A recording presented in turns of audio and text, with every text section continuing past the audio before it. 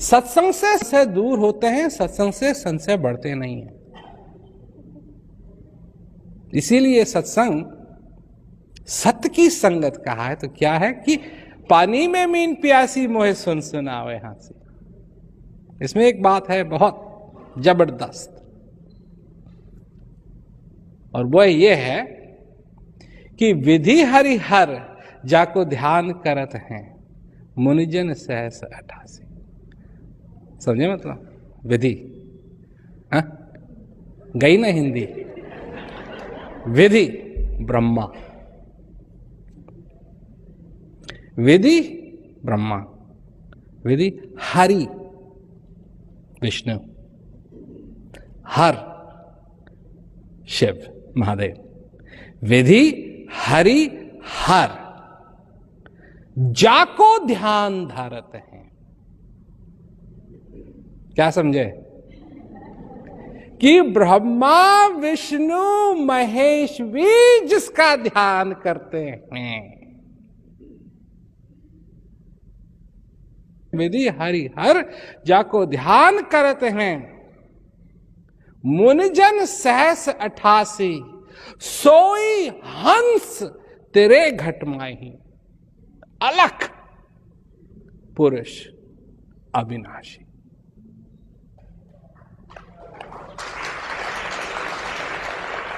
तो बाबा तो इसमें अपने आप ही हो गई ना। अगर ये बात समझ में आ गई, अगर ये बात तुम्हारी समझ में आ गई कि विधि हरिहर जिसके चक्कर में तुम पड़े रहते हो, विधि हरिहर जाको ध्यान करते हैं, मुनिजन सहस 88। सोई हंस तेरे घट माही, अलख पुरुष अविनाशी। यह है सत्य, यह है सत्य। और जो तुम्हारे जिंदा होने की महिमा है, ये उसमें शामिल है। क्योंकि उस अलख पुरुष हंस घट में होने से ही तुम जिंदा हो। जिस दिन वो जाएगा, तुम भी जाओगे। उसके होने से सब कुछ है, उसके न होने से कुछ नहीं, कुछ नहीं।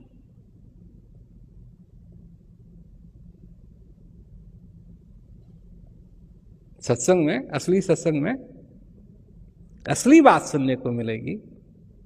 और असली बात यह है कि उसके होने से तुम जिंदा हो।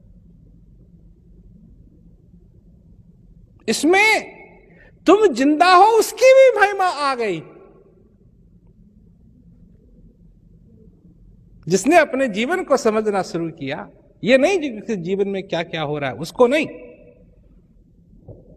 पर इस श्वास के आने जाने को जिसने समझना शुरू किया, गुरु महाराज जी ने जो दिया है उस वस्तु को सीखना शुरू किया, तो अपने आप ये बात समझ में आएगी कि वो चीज, वो अलख, अलख क्या मतलब? वो अलख का कोई वर्णन नहीं किया जा सकता, कोई वर्णन नहीं किया जा सकता। क्या परिभाषा दे दी? अलख, छुट्टी। इससे बढ़िया, इससे सुंदर परिभाषा उसकी हो ही नहीं सकती। क्या है? अलख। आगे बात ही, दूसरी बात का सवाल ही नहीं है, दूसरे शब्द का ही सवाल नहीं है।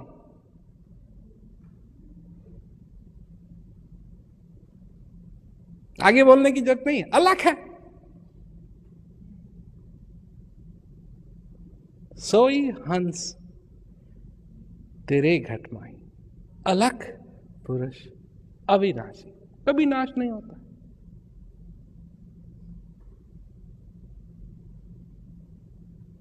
यह है मौका, यह है मौका उसको जानने का, उसको समझने का, उसका अनुभव करने का, क्योंकि वही है सच्चिदानंद। ये कितनी सुंदर बात है। ये वर्णन है उस सत्य का। जब ये चेतना उस सत्य में लगेगी, क्या मिलेगा? आनंद मिलेगा।